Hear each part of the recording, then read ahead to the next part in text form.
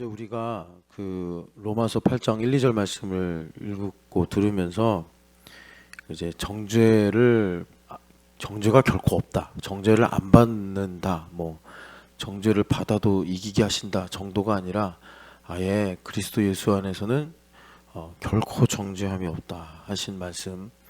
이 말씀부터 시작을 해서 왜 그러냐? 왜 결코 정죄함이 없냐? 정죄가 문제가 아니라 그 다음에 나오는 그러니까 이 성령의 법 이걸 우리가 이제 묵상하면서 그러니까 이제 여호와 샬롬으로 이 성령의 법을 우리가 이제 봤어요. 근데 여호와 샬롬이 그러니까 뭐 솔로몬 뭐 이렇게도 이제 우리가 샬롬에 대한 이름들을 익히 많이 들었는데 이 말씀이 이제 어떤 배경을 두고 나왔는가 봤더니 이제 기드온 사사 사건에서 하나님께서 이제 계시하신 거예요.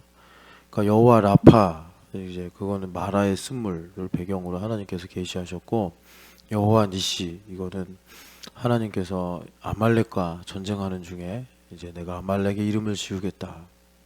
이것이 다 모형이죠. 그 히브리서 8장에 말씀하시는 모형, 그리스도의 모형인 겁니다. 기드온을 두고서는 샬롬이다 이렇게 말씀하셨는데 뭐 기드온 하면 이제 미디안의 그 13만 5천 명을 300명을 가지고 이긴 사건을 두고 우리가 많이 듣고 생각하는데 사실은 그거보다 이제 기드온이 많은 이야기들을 가지고 있어요. 제법 되게 많은 이야기를 가지고 있는데 여호와 샬롬은 전쟁하고는 상관없어요. 전쟁하고는 상관이 없이 기드온이 이제 여호와의 사자라고 나오잖아요. 여호와의 사자를 배웠는데 교부들 때부터 그러니까 교부들이 어떤 사람들이냐면 사도들이 있었잖아요. 사도들의 직속 제자가 속사도입니다. 그래서 폴리캅 같은 분들이 직속 사도예요. 직속 사도, 그러니까 속사도예요. 속사도. 그리고 이 속사도들의 제자가 교부들입니다. 그래서 뭐 이레니우스, 아다나시우스 이런 분들. 이 교부들은 그러니까 어떤 지금 우리가 믿는 바 신앙 고백들을 이렇게 다져 놓으신 분들이에요. 그래서 사도들의 신앙의 어떤 이 기반을 이 교부들이 이제 제자들이 돼서 받아가지고 닦아 놓으셨다. 교부들의 말은 상당히 권위가 있죠. 그런데 이 교부들 때부터 이 성경에 보면 아브라함이 영접한 나그네 또 누굽니까? 삼손의 아버지 갑자기 이름이 생각이 안 나는데 그분도 여호와의 사자를 봤죠. 그래서 그렇게 가끔씩 이제 그 천사라기보다 그 성육신 하신 예수님께서 그렇게 현현하셨다 이렇게 말을 해요. 예수님 본 거예요. 기드온이. 그런데 여러분 우리는 지금 뭐 예수님 봤다 안 봤다 뭐 이런 말 하는 분들이 종종 있죠. 뭐 봤을 수도 있고 뭐 안 봤을 수도 있고. 그런데 사실 예수님도 하나님이시고 그러니까 우리 죄인이 하나님을 본다는 거는 하나님께서도 모세가 영광을 보여주세요 그랬더니 내 얼굴을 보면 넌 죽는다 그래가지고 지나가시면서 등만 보여주셨다 이렇게 이제 비유적으로 말씀을 하셨는데 그러니까 기드온이 이제 누군지도 모르고 그렇게 하나님 말씀 듣다가 지나고 보니까 내가 여호와의 사자를 배웠구나 그랬어요. 뭐 이사야 선지자도 그랬죠. 슬프도소이다. 나는 망하였습니다. 왜냐하면 나는 죄인이기 때문입니다. 이렇게 말씀을 했어요. 이런 장면들이 한국 교회 성도들한테 좀 낯섭니다. 왜냐하면 은혜 받으면 뭐 좋고 해결되고 뭐 승리하고 복받고 이제 이런 걸로만 익숙하게 생각하는데 은혜를 받으면 정말 큰 은혜죠. 하나님께서 뭘 주시는 게 아니라 하나님 자신을 나타내신 거니까 더 큰 은혜죠. 더 큰 은혜인데 그럴 때 많은 우리 선배들이 망했습니다. 나는 죽게 되었습니다. 나는 슬픕니다. 왜 이런 얘기를 했냐면 하나님을 뭐 못 믿어서 하나님이 뭐 힘들어서가 아니고 우리가 죄인이라는 것을 아주 뼛속까지 뭐 좀 표현하자면 직관적으로 그 순식간에 그렇게 이제 발견하는 거잖아요. 난 되게 멀쩡하고 나는 의롭고 뭐 상대적으로 나는 잘 사는 줄 알았는데 여호와의 사자를 뵙고 나니까, 하나님의 임재나 하나님의 현현을 뵙고 나니까, 나는 뭐 살 가치가 없구나, 막 이런 뭐라 그럴까, 깨달음을 얻은 거죠. 그러니까 이사야 선지자나 또는 뭐 방금 말한 기드온 사사나 이제 그런 실존적인 고백을 하게 되는 것입니다. 이건 참 복된 일이에요. 근데 이런 일들이 여러분 꼭 이렇게 하나님을 뵙는다. 이거 어떻게 보면 은혜죠. 그냥 하나님 나타나신 거니까요. 그들이 뭐 하나님 오세요, 보여주세요, 기도한 것도 아니고, 그들이 정말 하나님을 이렇게 배울 만큼 뭐 엄청난 가치나 엄청난 뭐라 그럴까요, 뭐 믿음의 크기 이런 게 있어서 된 게 아니라 하나님께서 자신의 때, 자신의 그 뜻을 위해서 그렇게 하신 거니까요. 그 은혜죠, 은혜. 그런데 이거는 그러니까 특수 상황이라는 것입니다. 예외적 상황이고, 일반적으로는 율법적으로 하나님께서 현현하시죠. 그러니까 이런 거예요. 아무리 노력하고 애쓰는데도 도저히 내 힘으로 해결할 수 없는 문제, 뭐 나의 한계를 이제 보는 거죠. 우리가 그럴 때 똑같아요. 하나님의 현현을 보는 거예요. 하나님의 현현을. 다시 정확하게 말하면 그런 하나님의 임재를 볼 수 있는 기회를 만난 것입니다. 그러니까 여러분 잘 보세요. 하나님 어디 숨어 계신 거 아니잖아요. 물론 솔로몬이 성전을 봉헌하면서 하나님은 흑암 가운데 계신다 하였으나, 그러나 이렇게 이제 우리가 지은 성전을 보좌 발등상으로 이렇게 두시고 이제 자신을 나타내시니 감사합니다, 찬양합니다, 이렇게 이제 하나님께 영광을 돌렸는데, 만물에 하나님의 신성과 영광이 가득하다고 바오사도 말씀했어요. 문제는 뭐냐면 나의 교만이거든요. 내 거라고 주장하는 거, 내 힘으로 산다고 생각하는 것. 근데 참 이것을 가지고 묵상해 보면은 정말 끝이 없어요, 나의 교만이.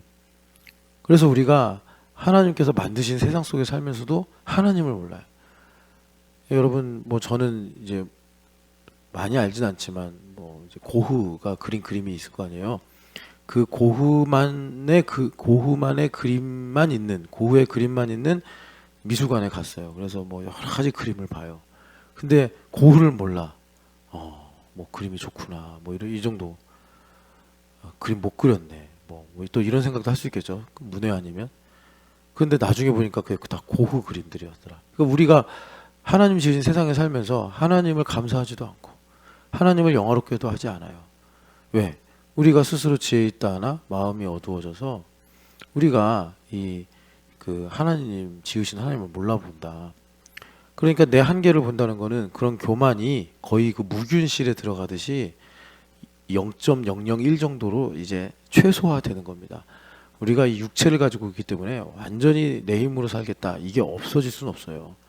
그런데 비유하자면 우리 가끔씩 무슨 병을 치료하기 위해서 무균실 들어간다 그러잖아요. 그런 것처럼 겸손하게 돼서 하나님 뭐 살려만 주세요, 뭐 하나님밖에 없습니다. 사실은 그 기드온이 그런 거잖아요. 그 뭐냐, 이제 기드온에게 강한 용사여 어찌하여 너가 여기 있느냐 그랬더니 기드온이 이제 말대답하잖아요. 지금 미디안이 이러고 있고 저러고 있는데 하나님 뭐 하시는 겁니까? 하나님 왜 일 안 하십니까? 이렇게 얘기했다가 그분이 하나님이신 걸 알고 그냥 아이고야 난 죽었구나, 그러면서 낙심을 하잖아요. 베드로 선생님도 그런 거죠. 누구신지 모르고, 아마 이제 베드로 선생님은 그때 뭐 이제 메시아다라는 그런 고백적인 이야기도 있었겠죠. 왜냐면 그 전에 그 동생 안드레가 전도해서 형 내가 메시아를 봤어 해가지고 뵀더니 뭐 너를 이제 시몬이라 하지 않고 개발하리라 막 이렇게 말씀하시면서 또 가나의 혼인잔치 데려가셔가지고 기적도 보여주시고, 그게 전인지 후인지는 모르겠으나 하여튼 베드로 사도가 예수님을 따라다니는 그 초창기이기 때문에 아마 대단한 선지자, 뭐 거의 엘리야급의 선지자, 뭐 세례 요한 집회 갔다가 만나서 예수님을 쫓아갔으니까 세례 요한보다 더 능력 있는 선지자, 뭐 이 정도로 알았겠죠. 그랬는데 그분이 어느 날 배 좀 빌려다오 해가지고 자기 퇴근하려고 그러는데 아침에 오셔서 그 배 위에 딱 타시더니 해변가에 사람들을 모으시고 열심히 설교를 하시는데, 아니 그 설교를 듣는데 세상에 베드로도 회당 제법 다니고 또 열심히 있어서 저 요단강가 가서 세례요한의 집회도 들어보고, 아 참 세례요한 선생님 말씀 대단하게 잘하시네. 어떤 랍비보다 서기관보다 말씀에 힘이 있는 거예요. 그래서 야, 세례요한의 제자나 돼볼까? 근데 동생 안드레는 이미 이제 그 세례요한의 제자가 돼 있었죠. 그런데 세례요한 집회 갔다가 동생이 형 내가 메시아 만난 것 같아 해가지고 갔더니 과연 그럴 법한 분이더라 이거예요. 그런데 이분이 그렇게 아침에 설교를 딱 했는데, 야 정말 어떻게 저렇게 설교를 할 수 있을까? 그러니까 여러분, 우리도 이제 교회 와서 이렇게 설교를 듣지만 예수님 설교 한번 들으면 얼마나 좋을까, 그죠? 신입사님 끄덕끄덕거리는데 이게 예수님 설교인데 지금 이게 예수님 설교죠. 뭐 예수님 설교 들으면 얼마나 좋을까. 아 참. 그래가지고 자, 그러니까 이제 예수님께서 그렇게 탁 해변 설교를 했는데 베드로 선생님이 밤새 고기를 잡았는데 하나도 못 잡고 그냥 눈이 시퍼렇게 충혈이 돼가지고 오늘은 뭐 먹고 사나, 집에 가면 그 아내가 바가지 긁을 생각을 딱 하면서 그냥 이러고 있는데, 예수님께서 배만 빌려달라고 하신 게 아니라 깊은 데 가서 그물을 던지라고 하시잖아요. 아니 그런데 자기가 여기 갈릴리 호수에서 지금 통뼈인데, 아니 자기한테 와가지고 조언을 하는 거예요. 우리는 이제 뭐 업으로 살아보지 않아서 베드로 심정을 이해하기 힘든데, 하여튼 말이 안 되는 얘기를 예수님 하신 거예요. 하기도 싫고 말도 안 되는 얘기. 그래서 베드로 선생님이 그때 이렇게 토를 달죠. 밤이 맞도록 수고했으나 하나도 못 잡았지만 말씀에 의지하여 그물을 내리리이다. 예의를 지키신 거예요. 백부장처럼 이분도 예의를 지키신 거예요. 그랬더니 그냥 그물이 찢어지도록 고기를 잡은 거 아닙니까? 그러니까 마치 그 기드온처럼 이런 이제 하나님의 임재, 유대인이니까 당연히 그러겠죠. 아, 내가 참 이분을 뭐 대놓고 무시한 건 아니지만 참 죄송하다 생각해서 나는 죄인이니까 나를 떠나십시오. 이렇게 정중하게 말씀을 드린 거죠. 그래서 이런 것도 은혜다, 여러분. 꼭 내가 뭐 승리하고 소원이 이루어지고 뭐 병이 낫고 뭐 내가 복을 받고 이런 것만 은혜가 아니라 내가 누구인가, 내가 얼마나 부질없는 인간인가, 정말 내가 누구보단 낫지 이런 생각을 하고 살아왔는데, 야, 난 정말 누구보다도 낫지 않구나. 그러니까 여러분 이거 하나는 확실해야 되는데, 우리 교회가 있잖아요. 교회. 이 교회도 구체적인 모수 집단이거든요. 여기서 뭘 해야 되냐면, 우리가 내내 빌립보서에서 말씀을 듣는 것처럼 나보다 남을 낮게 여겨야 돼요. 그러니까 우리 주님께서 나에게 겸손하라고 말씀하시는데 얼마나 겸손해야 될까? 사실 그거 뭐 겸손을 어떻게 뭐 유리병에 담을 수도 없는 거고, 뭐 여기다가 나 겸손하겠소 해가지고 어제 우리 애들 체육대회에서 다 머리띠를 두르고 다니던데, 이 머리띠에다가 겸손 이렇게 적는다고 해서 겸손이 되는 것도 아니잖아요. 어떻게 하면 겸손되는 거예요? 그리고 이상한 겸손 하지 마세요. 그 약간 처세술과 비슷한 겸손, 그거 빨리 벗겨내야 돼요, 여러분.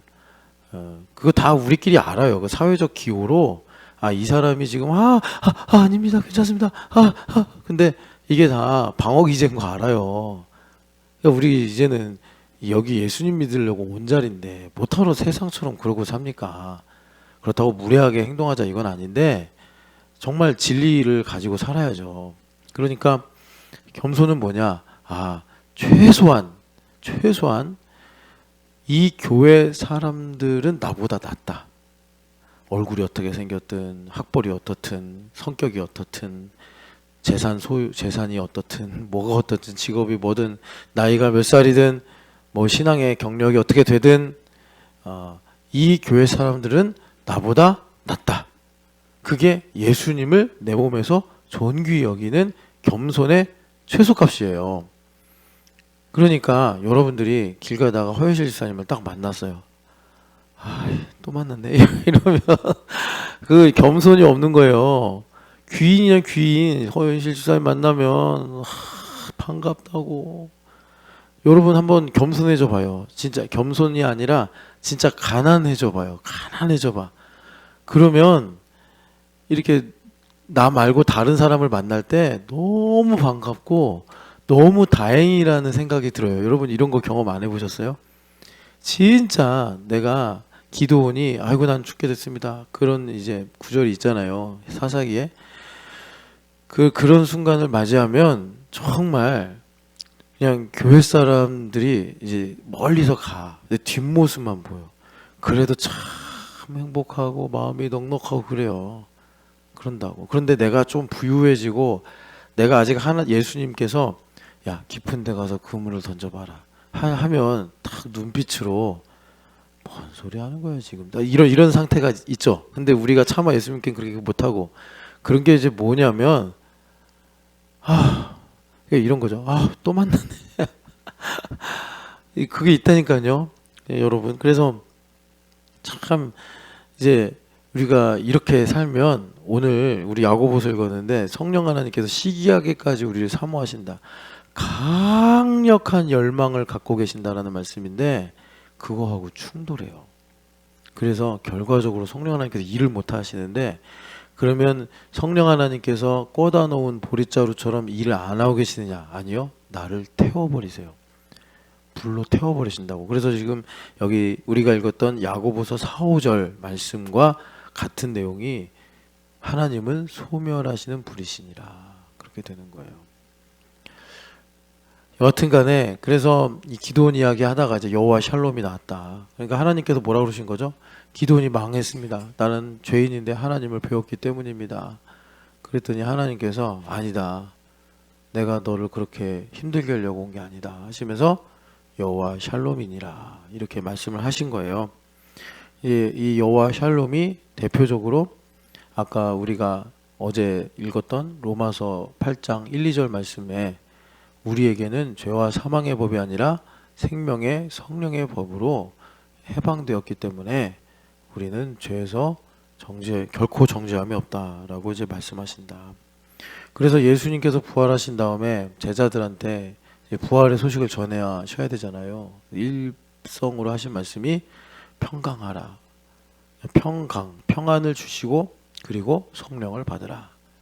그렇게 말씀하신 거예요. 그러면 성령을 어떻게 받는지 말씀하셔야 되잖아요.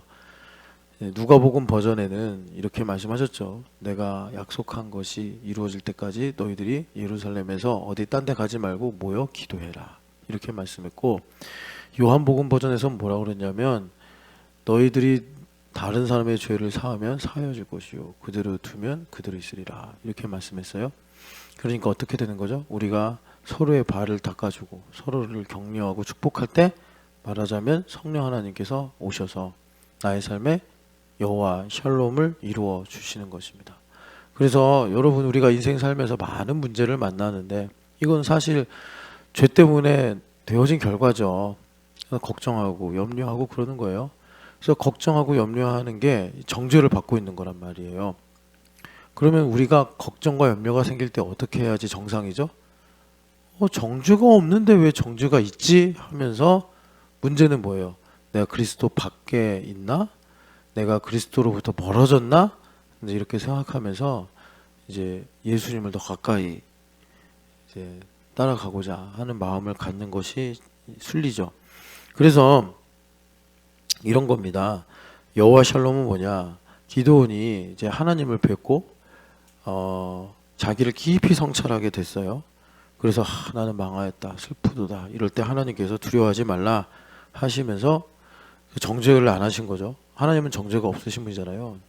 하나님께서 이제 그 정죄가 없게 은혜를 베푸시면서 기드온을 깊이 성찰하는 기회로 이제 그런 일들을 주셨더라라는 것입니다. 그러니까 이제 내가 되게 가난하게 됐어요. 엄청 가난하게 돼서 참 이제 희망이 없다 할 때 하나님께서 여호와 샬롬을 베풀어 주시면 그 가난이 주는 수치와 슬픔과 두려움은 싹 사라지고 오히려 나의 인간적인 한계와 나의 어떤 이제 능력의 부질없음 이런 것들을 내가 깨달으면서 깊이 성찰하여 나는 그래도 뭐 좀 되는 줄 알았는데 내가 좀 뭘 가지고 있고 뭘 내가 노력하면 이것으로 내가 나를 지킬 수 있을 줄 알았는데 나는 티끌에 불과하구나. 내가 뭐 이렇게 이제 티끌을 잔뜩 쌓아놨어요. 요만 더미로 쌓아놨어요. 그래서 요거면 좀 한 10년은 버틸만 하겠지. 딱 그랬는데 후 하고 불어보니까 마치 그 여러분 있잖아요. 그 뭔가 태우고 나오면 재 있잖아요. 재. 후 하면 날아가 버리잖아요. 막 사방으로 훌훌 날아가 버리잖아요. 겨처럼. 난 티끌이구나. 내가 이렇게 막 이따만큼 쌓아놔도 후 하고 바람 한번 불면 하나도 남지 않고 없어지는구나. 이런 이제 나 자신에 대한 깊은 성찰을 하게 되는 거예요. 근데 이게 왜 좋으냐면 되게 허망하잖아요. 허망한데 이게 왜 좋으냐면 그래야 크신 하나님을 알게 돼요. 그러니까는 나의 티끌됨을 발견하는 게 일종의 레버리지예요. 그래가지고 사실 방향은 어디를 가냐면 나가 아니라 하나님을 향하는 거예요. 하나님 이렇게 크신 분이구나.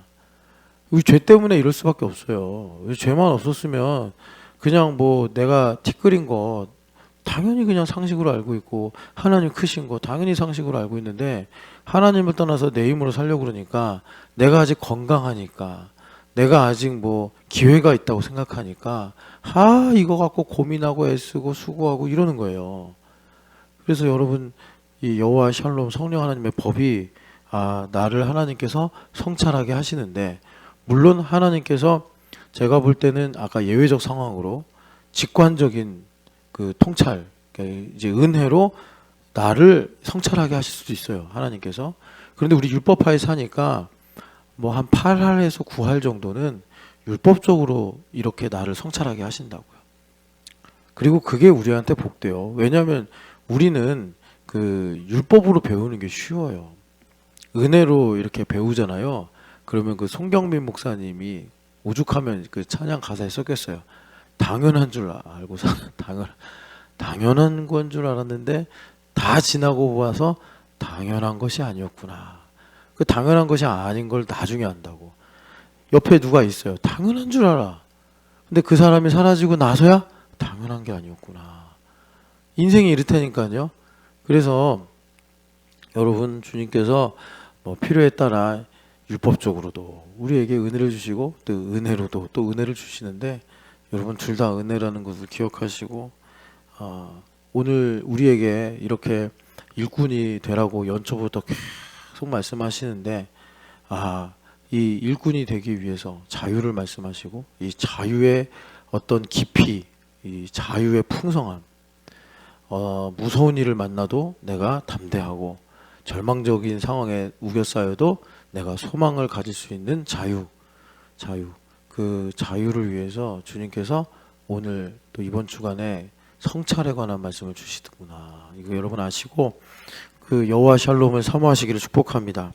그래서 어제 조금 이제 기도원과 관련된 얘기니까 기도원 얘기 좀 더 했는데 그 부분은 정말 더 깊이 많이 얘기하고 싶은 생각이 드는데 그쪽으로 가면은 사실 오늘 야고보서 4장 말씀을 우리가 더 자세하게 보기는 시간이 부족하니까 어쨌든 기도원이 이런저런 질문했어요. 뭐 우리도 할 수 있는 질문이에요.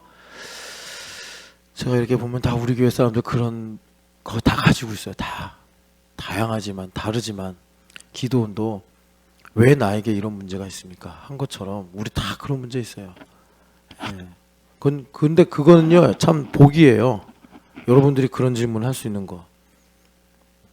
궁금하면 이제 제자도 신청해요. 제가 뭐 여기서 이제 허윤 집사님은 그래서 그런 거고, 신 집사님은 그래서 그런 거고, 성지현 집사님은 그래서 이런 거고, 그거 언제 합니까? 제자도 신청하셔서 같이 나누고, 하나님께서 그때 대답이 약간 동문서답 같이 대답을 하셨는데, 너가 답이기 때문이다. 이런 이제 답을 하신 거예요.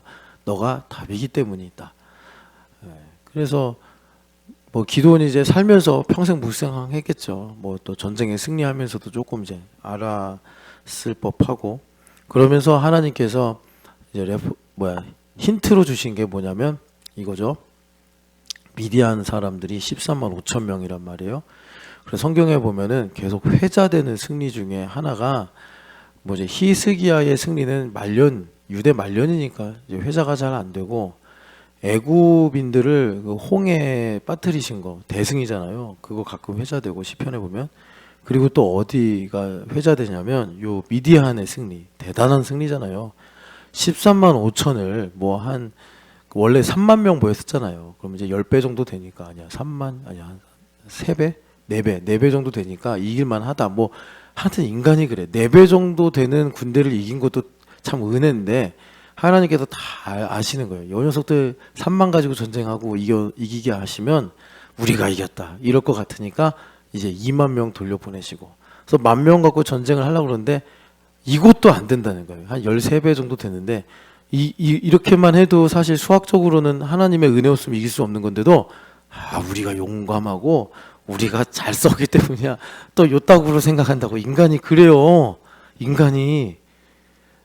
그래서 제가 어제도 신주희 집사님 만났는데 신주희 집사님 그런 거예요. 하나님 저 캠퍼스 전도하고 싶습니다. 그래서 휴가를 냈대요. 어렵게. 그래가지고 이제 이대 컨베이어 벨트 거기 딱 참가하려고 했대요. 그랬더니 하나님께서 돈을 주셨더래요. 역시 우리 하나님 너무 좋으세요. 그래서 그날 최초로 4년 만에 회사 사람들 다 데리고 중국집에 가서 거창하게 쌌대요. 근데 그 50만 원 하나님 싹 가져가셨대요. 너무 하나님 이게 뭡니까? 지금 낙심이 엄청 돼서 사장님이 대신 쏘셨대요. 신주희 집사님 너무 낙심이 커가지고 괜찮아 내가 쏠게 막. 사장님 참 좋으신 분이더라고. 하하하 웃으시면서 괜찮아 주희야 내가 쏠게. 주희 자매가 그런 간증을 하더라고. 그러니까 참 우리가 그런다니까요. 내 힘으로 했다 이러기가 쉬워요. 하나님께 그렇게 이제 은혜를 고백해놓고서 신나게 고백해놓고서 그러니까 하나님 아예 어떻게 사실 절망 가운데로 밀어넣으신 거예요. 희망이 하나도. 오늘 우리가 조금 이따 로마서 5장 이야기도 보겠는데 하나님께서 그 소망을 말씀하시려고 아브라함을 99세까지 말려버리신 거예요. 육포처럼. 아브라함에게 희망이 없는 순간까지 그냥 하나님께서 이렇게 놓으신 거예요. 그래야 나중에 아브라함이 혹시 이삭을 너무 사랑해서 내 건가 싶을 때 아니지 내 게 아니지. 사라도 경수가 끊어졌었고 나도 몸이 돌같이 되었었지. 이게 팩트로 있으니까. 근데 우리가 내가 조금 뭘 이렇게 보탤 수 있고 내가 좀 더 기여할 수 있는 여지가 있으면 10,000명 갖고 13만 5천을 이겼어요. 뭐 대단한 승리잖아요. 그런데도 그때 우리가 참 열심히 싸웠지. 이러면서 하나님의 영광을 가로채가지고 문제가 된다니까요. 그러니까 하나님께서 기드온한테 아예 300명만 남기는 거 다 돌아보내. 300명 갖고 어떻게 13만 5천을 이깁니까? 이거 뭐 당장 수학으로 계산해도 어마어마한 차이인데. 그런데 하나님께서 이기게 하시고 완전히 이건 너희가 한 게 아니라 내가 한 거다. 다시 말해서 이제 기드온에게 너가 나의 답이니라 하신 그것이 어떤 의미인지를 주님께서 분명하게 말씀하셨다. 그래서 기드온한테 하신 말씀 미디안 사람을 한 사람 치듯 하리라 이렇게 말씀하신 거예요. 한 사람 치듯 하리라. 자, 이 말은 무슨 말이냐? 자, 그래서 어제 말씀드린 게 이사야서 40장하고 연결되는데 하나님의 열심이 나에게 임한다. 그래서 하나님의 열심이 나에게 임하면요, 내가 종일 달려도 이제 곤비치 않고 또 내가 다른 박질하여도 피곤하지 않는 그 하나님의 열심. 300명 갖고 13만 5천 명을 이기게 하시는데 이게 사람들에게 다양하게 나타나니까 여러분들이 이것들은 이제 묵상하시면서 하나님께 은혜를 구하셔서 여러분들 중요한 건 뭐냐면 너가 답이다. 너가 나의 답이다. 라고 말씀하실 때 그럼 우리한테 이제 주어지는 조건. 어제도 재용 형제랑 여러 가지 세례 때문에 제자도 하면서 우리의 자유의지가 얼마나 정말 거대한가를 나눴거든요. 그러니까 보통 우리가 이해하기 쉬운 거는 믿음이 실상이 되는 건데 그런데 우리 교회가 이 실상이라는 걸 서브스턴스로 안 말하고 리얼리티라고 말하는 부분은 이런 거다라고 계속 말씀드렸잖아요. 근데 어제 또 이게 다들 좀 소화가 안 되나 봐요. 그 어떤 분이 그러더라고요. 목사님 저는 서브스턴스가 더 이해가 잘 됩니다. 리얼리티보다. 그래서 그거 갖고 또 한 몇십 분 동안 이제 매달려 가지고 말씀 나눴는데 여하튼 간에 왜 리얼리티를 제가 이렇게 고집하냐면 믿음이 실상이다. 이건 성경에 있으니까 너무나 당연한 진리인데 실상도 믿음이 된다. 하여튼 좀 말이 좀 어색하지만 이 필요만이 아니라 충분 조건도 성립이 돼야 된단 말이에요. 충분 조건도. 우리 시대에는, 우리가 사는 이 정신없는 시대. 제가 어제 좀 제 친구를 만났어요. 친구를 만났더니 친구가 지금 미국에서 있는데 저보고 클로드 쓰래요. 챗 GPT 한물 갔으니까 미국에서는 챗 GPT 안 쓴다. 뭐 이런 얘기도 하고. 그런데 그 친구가 하는 말이 이미 임계점 통과했고 2030년이면 이제 자기는 이제 그쪽에서 공대생으로 일을 하고 있으니까 뭐 이제 끔찍한 일이 일어난다. 뭐 이런 얘기 하는 거죠. 뭐 AI가 사람을 통제하고 가르치고 뭐 이런 일들. 그래가지고 여하튼 간에 이런 시대 속에서 우리가 정말 믿음을 지키고 자유의지를 가지고 살려면 어떻게 해야 된다고요? 실상이 믿음이 되는 것도 우리에게 이루어져야 된다고. 그래서 제가 리얼리티를 계속 고집하는 거예요. 계속 고집하는 거예요. 실상이 믿음이 된다는 건 뭐냐면 내 안에 죄사함의 믿음이 있어요. 죄사함의 믿음이 있어서 내가 그 정죄를 받지 않고 하나님의 뜻을 깨닫는 실상 가운데 있을 수도 있지만 내가 오늘 허윤실 집사님을 만나. 그러면 허윤실 집사님이 야 엄태우 이러지 않고 목사님 이럴 거 아니에요. 이 실상이잖아요. 실상 리얼리티. 그러면 아 내가 하나님의 은혜와 사랑을 잊고 있구나. 이게 돼야 된다고. 역순으로. 여러분 이해가 되시죠? 그러지 않으면 우리 시대가 너무 살벌해서 믿음을 못 지켜요. 살벌하다는 게 뭐냐면 뭐 핍박과 고난이 많다. 이것도 문제지만 정말 심각한 거는 의식과 무의식 때문에 그래요. 진짜 판도라 상자가 열려서 이제는 사람이 그냥 이거는 그냥 이론으로 이제 얘기해요. 설이 아니라 이론인데 우리 인간이 행동하는 모든 말과 생각은 무의식에 의해 움직인다고 이미 이제 뭐 거의 이론화 됐어요. 이거는. 그러니까 내가 나를 속일 수 있다고. 우리 교회가 세워질 때 최초의 고민이 나는 정말 믿음을 갖고 있는 건가? 믿는다는 생각을 믿는 건가? 여러분 우리 교회에서 물론 믿음 때문에 열매도 맺어야 되고 하나님께 많은 영광 올려야 되지만 이러나 저러나 가장 중요한 건 구원받는 거잖아요. 그런데 내가 신촌연합교회에서 열심히 신앙생활을 해놓고서 믿는다는 생각을 믿는 바람에 믿음이 없는 사람으로 결론이 되면 무슨 소용이에요? 이게 무슨 소용이에요? 저도 마찬가지, 여러분도 마찬가지. 믿음을 가지고 있어야 될 거 아니에요. 그런데 믿음을 가지고 실상을 우리가 본다고 고백하지만 이게 리얼리티라서 실상이 믿음이 되는 이것도 우리 삶에 이루어져야 죄사함의 확신도 그렇고 약속에 관한 믿음도 그렇고 이런 일들이 우리 가운데 나타난다. 그래서 자 하나님께서 너가 나의 답이야 이렇게 말씀하세요. 그러니까 여러분 이걸 좀 풀어 말하면 이겁니다. 하나님 저한테 왜 이런 문제를 주십니까? 기도원처럼. 그럼 주님께서 그러는 거죠. 청년들을 내가 살려야 되는데 그 답으로 내가 너를 택한 거야. 내가 지금 북한에 굶어 죽는 수많은 어린이들과 고통당하고 유린당하는 많은 영혼들이 있는데 그들을 구원하기 위한 나의 답이 너야. 그럼 여러분도 혹시 이렇게 생각하지 마세요. 주님, 저는 그냥 저만 좀 잘 건사하고 그런 일들은 좀 이제 믿음 좋은 사람들한테 좀 맡기시면 안 됩니까? 그래서 마귀한테 맨날 지는 거예요. 그 있잖아요. 옛날에 그 뭐지? 이렇게 해가지고 홀짝 이런 거 있잖아요. 어친이쌈 이렇게 기억도 안 나는데 근데 친구가 그걸 잘해. 타짜야. 그래서 맨날 속여. 마귀가 그러고 있다니까요. 마귀가 속지 말아요, 여러분. 하나님께서 그렇게 하셔야 내 문제가 해결된다고. 나를 통일을 위한 일꾼으로, 나를 청년들을 위한 축복의 통로로 쓰셔야 내 문제가 해결된다고요. 여러분 마귀한테 속아서 그냥 홀짝 맨날 홀도 되고 짝도 되는데 맨날 그냥 반대로 말해가지고 마귀한테 다지지 말고. 여하튼 간에 그래서 그러면 이제 우리의 자유의지가 이제 발현이 돼야 되는데 그게 뭐냐면 나의 인생을 여러분 사실 답은 누구세요? 그리스도시잖아요. 그리스도. 내가 무슨 답이에요. 나는 맨날 잘했다 못했다 넘어졌다 일어났다 맨날 그러는데 내가 답이 되면 큰일 나지. 그러니까 뭐죠? 그리스도가 답이시니까 나의 인생을 그리스도로 해석을 해야 되는 거예요. 그리스도로 해석을 해야 되려면 뭐가 필요하죠? 뭐가 필요하냐면 성경 말씀이 필요한 거예요. 왜냐하면 성경은 예수님께서 아예 딱 못 박으신 바 나에 대한 증언이다. 이 정경이라는 가이드라인을 하나 예수님께서 친히 주신 건데 그러니까 성경이 옛날 구약 시대 성도들보다 우리에게 더 달고 더 오묘해진 거예요. 더 달고 더 오묘해진 거예요.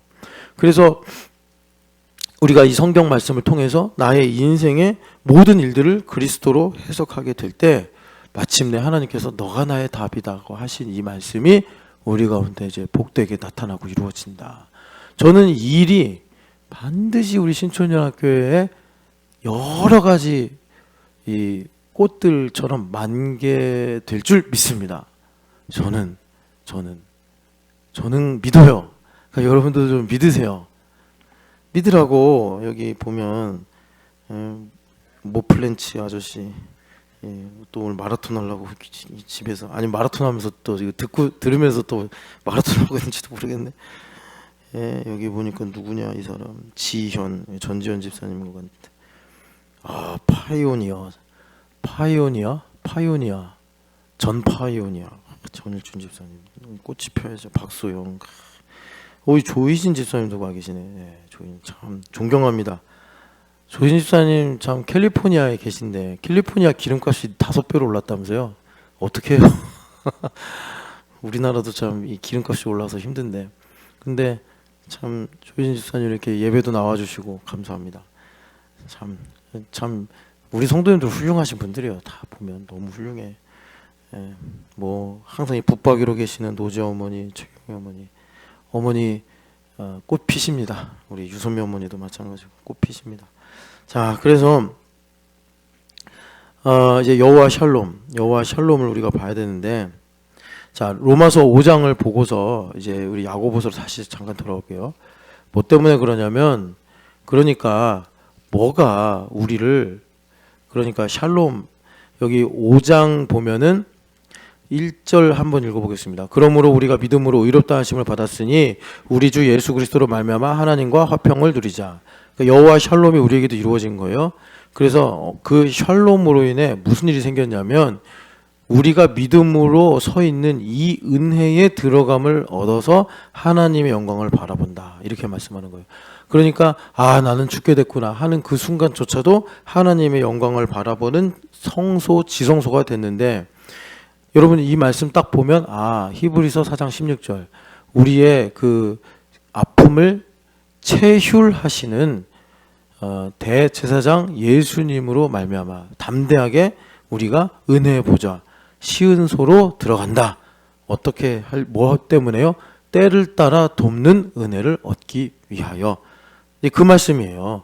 그래서 믿음으로 말미암아 우리가 은혜에 들어간다. 휘장에 막힌 것을 그 몸으로 찢으시고 주님께서 우리를 은혜 보좌 앞으로 인도하셔서, 말하자면 그 전에 4장 쪽으로 가시면 4장 19절에 그 아브라함이 백세나 되어 자기의 몸이 죽은 것 같고 사라의 태가 죽은 것 같음을 알고도 그렇게 됐다는 거죠. 이제 희망 하나도 없는 상황이에요.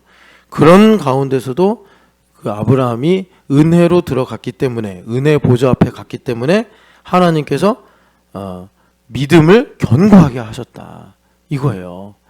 그러니까는 여러분, 주님께서 내 인생을 100% 다 절망시키진 않으세요.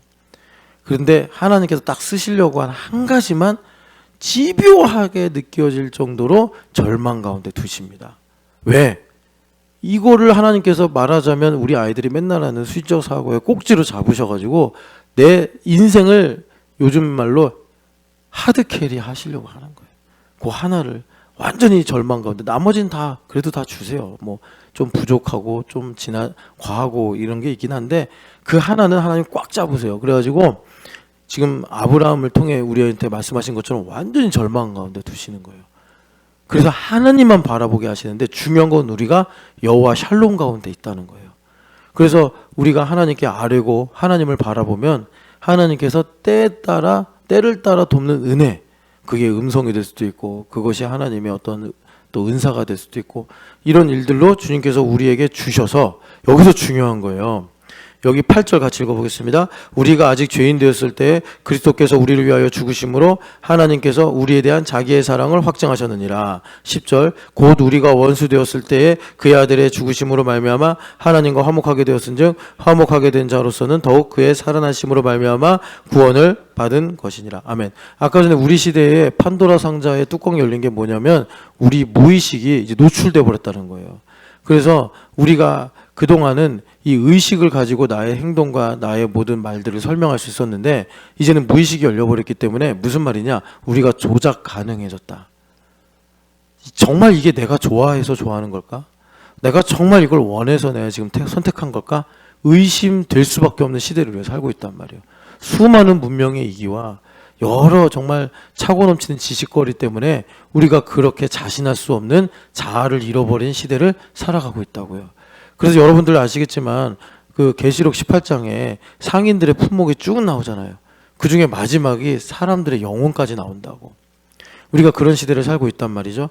그래서 중요한 건 뭐냐면 우리 무의식에 있는 여러 가지 욕망이나 또는 두려움이나 이런 게 다 이제 노출되는 시대. 그러니까 그래서 괴로운 거예요. 그래서 요즘에 뭐 이러잖아요. 20, 30대 열의 아홉이 ADHD고 공황장애고 다 우울증이래요. 너 왜 일을 이렇게 해? 그러면 이제 팀장님한테 저 ADHD입니다. 아 그래? 이렇게. 너 왜 이렇게 회사에 성실하지 않아? 저 공황장애입니다. 이러는 거예요. 그러면 아무 말 못하잖아요. 우리 그런 시대에 살고 자아를 잃어버린 시대에 살고 있다니까요. 옛날에 뭐 그런 게 어디 있어요. 그냥 죽어라 일을 하고 그리고 이제 10년 뒤엔 잘 살 거야 이런 희망을 갖고 살고 막 그랬잖아요 옛날에. 근데 지금 그런 게 안 된단 말이에요. 심각한 일인데 그런데 중요한 거예요.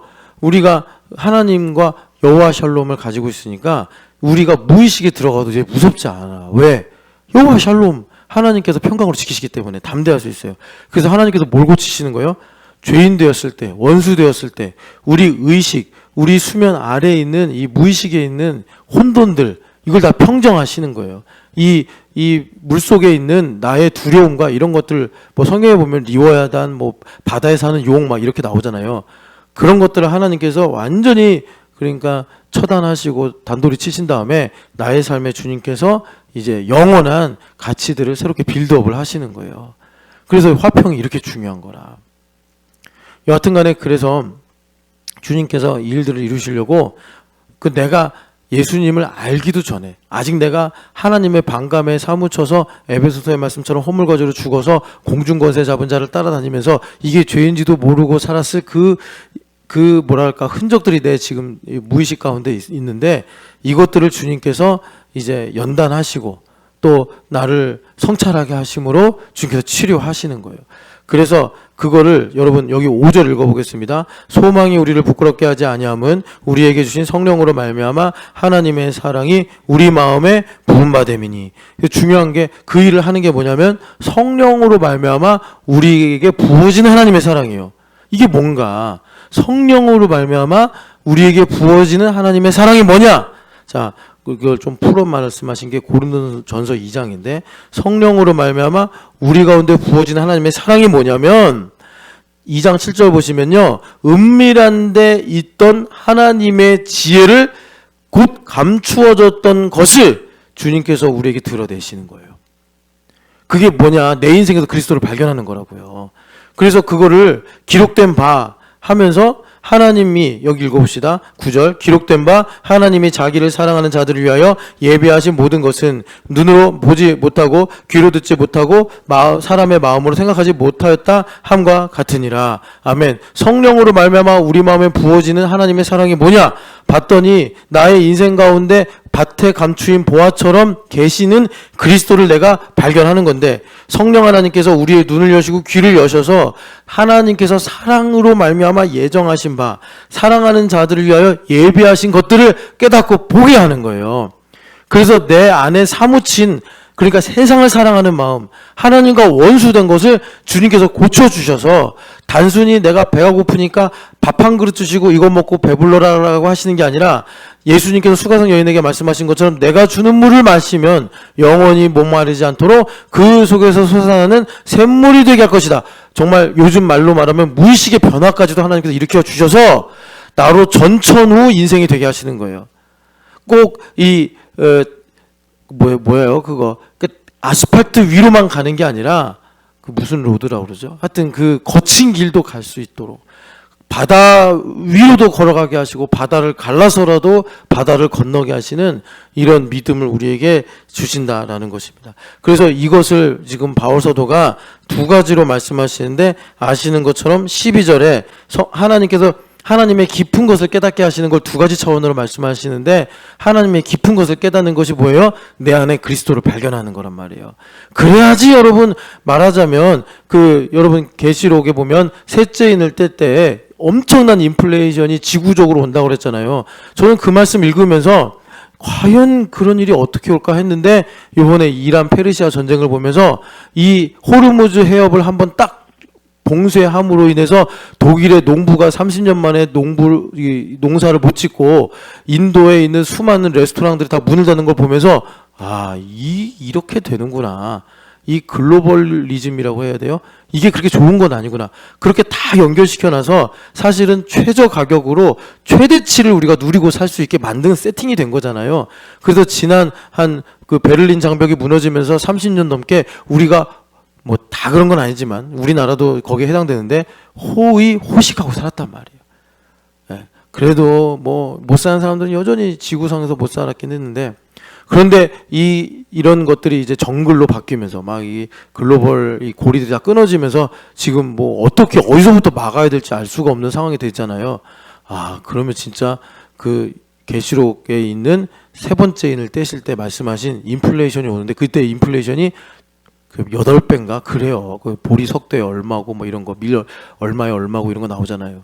지금 기름값이 5배, 6배, 뭐 5배, 4배 오른 것도 힘든데, 미국 같은 예를 들면 만약에 기름값이 8배까지 올라봐. 그럼 이건 뭐 우리나라 망하는 거죠. 뭐 우리나라만 망하는 게 아니라. 그런 가운데 주님께서 포도주와 감람류는 지키겠다 하셨잖아요. 그러니까 우리가 이제 그 말씀에 응하려면 어떻게 해야 되느냐? 그러니까 우리 안에 하나님께서 깊은 것을 통달하셔서, 그러니까 나의 삶에서 그리스도를 발견하고, 이게 참 이제 되어봐야 알 것 같은데 하나님께서 다 이거 모형으로 하신 일이에요. 그러니까 셋째 재앙 이후부터는 하나님께서 고센 땅은 보호하시면서 나머지 애굽은 심판하셨잖아요. 계시록이 다 그걸 갖고서 이제 우리가 교회 시대에 어떻게 살아갈지를 말씀하시는 건데, 고센 땅처럼 교회를 보호하고 지키신다고. 그런데 그거를 주님께서 뭐 서울만 이렇게 울타리 치시고 나머지를 다 심판하시고 그런 식으로 오진 않을 거 아니에요. 고센 땅에서는 그랬으나 지금은 이제 한 사람 한 사람, 한 가정 한 가정, 한 교회 한 교회 하나님께서 그렇게 역사하고 지키시지 않으시겠냐. 근데 그 생리는 잘 모르겠어요. 돼봐야 알 것 같은데, 여하튼 그걸 위해서라면 우리가 하나님의 깊은 것까지도 통달하신 성령 하나님을 통해 나의 깊은 곳을 봐야 돼요. 그거는 하나님의 다스리심에 변하지 않은 이치예요. 그러니까 무슨 말이냐면, 깊은 것을 내가 잡으면 이 깊은 데서부터 파생되는 모든 현상적인 것까지 다 끌려오게 돼 있어요. 그걸 한나 아줌마가 알고 세상을 기둥 위에 세우셨습니다. 그랬단 말이에요. 그 기둥 혹은 깊은 곳에 있는 무엇, 그것을 딱 잡으면, 그러니까 내가 하나님의 소명을 위해 살아가면 내가 먹고 마시고 입는 거 하나님께서 다 공급이 될 수 있도록 예수님 오실 때까지는 다 이 생태계의 이런 모든 일들을 가지고 우리에게 다스려 주시고 이끌어 주신단 말이에요. 그래서 우리가 하나님의 깊은 것을 통달하신 성령 하나님을 통해서 나의 깊은 것을 깨달아야 되는데, 그게 뭐냐? 12절 1번이 은혜로 주신 것을 아는 거예요. 은혜로 주신 걸 알아야 돼. 은혜를 알아야 된다고. 그 은혜의 특성은 뭐냐? 여러분 중요합니다. 어제의 은혜로 오늘 못 살아요. 제발 그걸 좀 기억하세요. 어제의 은혜로 오늘 살려고 그래. 은혜는 흘러가요. 강물처럼 흘러간다고. 이거 성경에 많이 나오잖아요. 흘러간다고. 그러니까 어제 흘러간 한강물 신나리 집사님이 찾을 수 있어요, 없어요? 못 찾아. 그거 흘러가 버렸으니까 오늘의 흐르는 물을 봐야 된단 말이에요. 그게 은혜의 본질이에요. 내가 어렸을 때 받은 은혜로 오늘 못 살아요. 오늘 나에게 주신 은혜를 가지고 살아야 된다고. 그래서 이것을 성령 하나님께서 나에게 알게 하시고, 그래서 그 은혜를 알게 될 때 어떤 일이 일어나냐? 13절에 보면은 영적인 것을 영적으로 분별한다. 영적 사고력을 가져요. 이걸 우리가 계속해서 문해력이다, 문해력이다, 문해력이다. 인생을 텍스트를 읽어야 된다. 이렇게 말씀을 드리는 거예요. 그래서 영적인 것을 영적으로, 이거 지금 분별, 14절에도 분별, 이거 다른 단어입니다. 한글로는 같이 번역을 했는데 이걸 원어로 보면 다른 단어이기 때문에 제가 이렇게 말씀드리는 거예요. 그래서 우리의 인생을, 자, 여기서 중요해요. 그리스도로 봐요. 이게 13절의 영적 사고력, 영적 문해력이에요. 그렇게 나의 인생을 보게 될 때 14절의 분별은 내가 겉만 보는 게 아니라 꿰뚫고 들어가서 본질을 본다는 거예요. 꿰뚫고 들어가서 본질을 본다. 그것이 14절에 영적으로 분별된다. 영 안이 열려서 하나님의 뜻이 지금 무엇인가? 다른 것들은 다 변하고 다른 것들은 다 뒤집어지는데 하나님의 뜻은 안 그렇잖아요. 그래서 우리가 꿰뚫고 보게 되는 14절에 분별력을 갖게 되는 거예요. 그래서 15절에 이게 좀 어렵게 번역이 됐죠. 신령한 자는 모든 것을 판단하나 자기는 아무에게도 판단을 받지 아니하느니라. 이게 무슨 말이냐면 우리는 그래서 참 현상을 보면서 본질이 무엇인지 알고 살아가는데 세상 사람들은 우리가 왜 그렇게 사는지를 이해를 못한다. 그런 뜻이에요. 여러분들이 영어 성경으로 NLT 읽어보면 그렇게 아예 번역을 해버렸어요. 너무 어려우니까 그냥 읽으면 이해가 어려우니까 나는 이래서 지금 A라는 길을 선택하는데 세상 사람들은 꿰뚫고 볼 수가 없으니까 이상하게 가네? 그런데 그게 맞아. 이렇게 살아요. 그래서 이거 여러분 16절 이 말씀 저기 어딥니까? 로마서 11장에 나오는 말씀이잖아요. 누가 주의 마음을 알아서 주를 가르치겠느냐. 무슨 말이에요? 어떻게 이렇게 지혜로울 수가 있느냐. 이렇게 어떻게 명철할 수가 있느냐. 이유는요. 그리스도의 마음을 내가 가졌기 때문에 이거예요. 그래서 여러분 중요한 건 뭐죠? 나의 인생을 하나님께서 선물로 주셔서 내 인생을 내가 하나님 중심의 텍스트를 읽으면 그리스도를 발견한단 말이에요.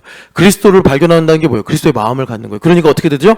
지금 어지러운 이 세상 속에서 변하지 않는 좌표를 딱 발견해서 그렇게 내가 본질을 꿰뚫고 가는 이 이치를 가지고 가는데 알고 가는데 이게 뭐죠? 아까 전에 우리가 로마서 5장 5절에 읽은 성령으로 말미암아 하나님의 사랑이 내 마음에 부어진다. 이거예요.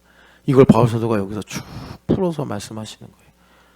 여러분 이렇게 하나님의 사랑이 우리 마음에 한량없이 부어지는 오늘 하루 살아가시기를 축복합니다.